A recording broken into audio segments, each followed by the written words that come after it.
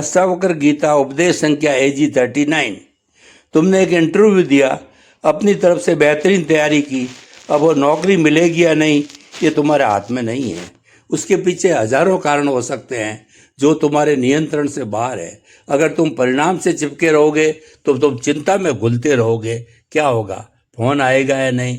लेकिन अगर तुम समर्पण करते हो तो तुम कहते हो मैंने अपना काम कर दिया, अब जो भी होगा मेरे भले के लिए होगा। अगर ये नौकरी मिली तो अच्छा, नहीं मिली तो शायद मेरे लिए इससे भी बेहतर कुछ इंतजार कर रहा है। ये कोई झूठा दिलासा, फॉल्स ऑप्टिमिज्म नहीं है। ये जीवन की बुद्धिमत्ता में एक गहरा भरोसा है। ये इस बात को स्वीकार करना है कि तुम इस ब्रह्मांड के केंद्र में नहीं हो, तुम विशाल ब्रह्मांडीय नृत्य का एक छोटा सा हिस्सा हो।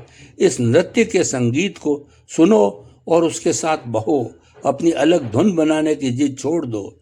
जब तुम कंट्रोल करने की कोशिश छोड़ देते हो तो एक अजीब सी शांति तुम्हारे अंदर उतरती है। चिंता गायब हो जाती है, क्योंकि चिंता हमेशा भविष्य को कंट्रोल करने की कोशिश से पैदा होती है। निराशा गायब हो जाती है, क्योंकि निराशा तुम्हारी उम्मीदों और असलियत के बीच का अंतर है। जब तुम उम्मीदें नहीं पालते हो तो निराश कैसे होंगे? तुम हर पल को स्वीकार करना सीख जाते हो। अगर बारिश हो रही है तुम भीगने का आनंद लेते हो। अगर ट्रैफिक का जाम है तो संगीत सुनने का आनंद लेते हो। अगर कोई रिश्ता टूट गया तो तुम रोते हो, दुख मानते हो, मनाते हो, लेकिन तुम यह नहीं जानते हो कि यह जीवन का हिस्सा है।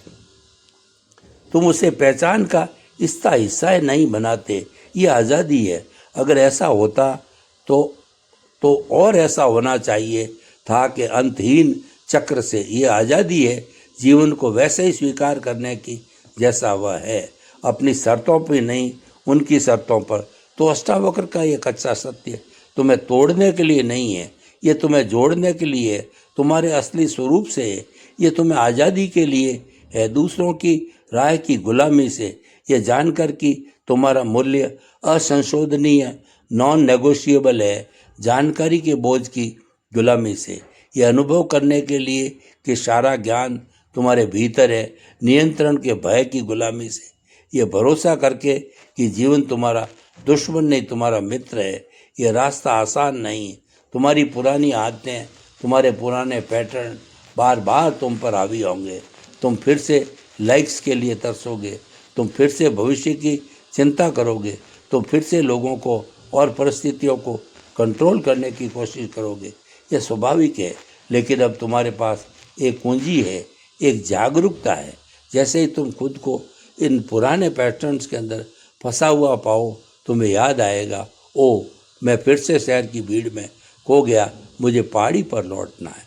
मैं फिर से लहर बन रहा हूँ, मुझे याद करना कि मैं समंदर हूँ। मैं फिर से एक्टर बन रहा हूँ, मुझे याद करना कि मैं मंच की रोशनी हूँ। बस यह याद करना, ये जागरूकता, यही साधना है। यह कोई मंत्र अथवा कर्मकांड नहीं है, जीने का एक तरीका है। पल पल, सांस दर सांस अपने असली स्वरूप में टिके रहना का प्रयास। तो आखिर सवाल यह नहीं है कि अष्टावक्र का सत्य तुम्हें आज़ाद कर सकता है या नहीं। सत्य तो अपना काम कर ही रहा है। सूरज तो चमक ही रहा है।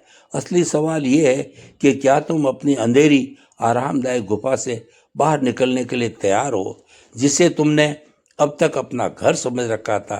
क्या तुम उस सूरज की तेज रोशनी में अपनी आंखें खोलने की कोशिश रखते हो? पिंजरे का दरवाज़ा हमेशा से खुला है।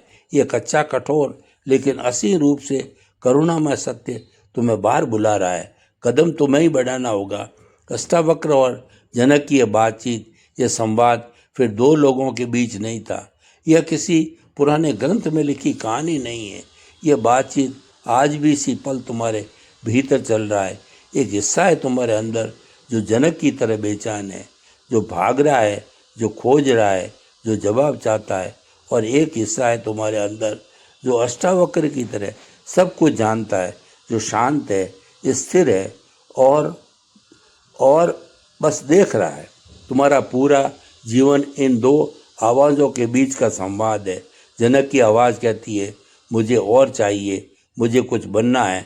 अष्टावक्र की आवाज़ कहती है तुम पहले से ही पूर्ण हो, बस ठहरो और देखो। जनक की आवाज़ कहती है, ये मेरा है, इसे खोने से मुझे डर लगता है। अष्टावक्र जी की आवाज़ कहती है, यहाँ कुछ भी तुम्हारा नहीं है, तुम बस एक साक्षी हो। जनक की आवाज़ कहती है, उसने मेरा अपमान किया, मुझे बदला लेना है। अष्टावक्र की आवाज़ कहती है, अपमान कहानी का हुआ है, तुम्हारा नहीं, तुम तो देखने वाले हो। जनक की आवाज़ कहती है, मेरा मन शांत क्यों नहीं होता। अष्टावक्र जी की आवाज़ कहती है, तुम मन को शांत करने की कोशिश कर रहे हो, इसीलिए वह शांत है, बस उसे देखो, वो खुद शांत हो जाएगा। यह बातचीत हर पल चल रही है। अष्टावक्र गीता का सार किसी किताब में नहीं, तुम्हारे अपने अनुभव में खुलेगा। जब तुम भीड़ से अलग सोचने की हिम्मत करोगे, जब तुम दुनिया के दिए हुए लेबल्स को उतार फेंकोगे, जब तुम 5 मिनट के लिए सन्नाटे में बैठने का साहस जुटाओगे, जब तुम अपने विचारों और भावनाओं को दुश्मन नहीं मेहनत समझोगे, जब तुम ये गहराई से महसूस करोगे कि तुम करने वाले नहीं, सिर्फ देखने वाले हो, खोजबार नहीं। मंदिरों में, मस्जिदों में, किताबों में, गुरुओं में कोई जवाब नहीं है, वे सब केवल अंगुलियां हैं जो चांद की तरफ इशारा कर रही है। मूर्ख अंगुली को पकड़ लेते हैं, समझदार चांद को देखता है, वह चांद तुम्हारे भीतर है।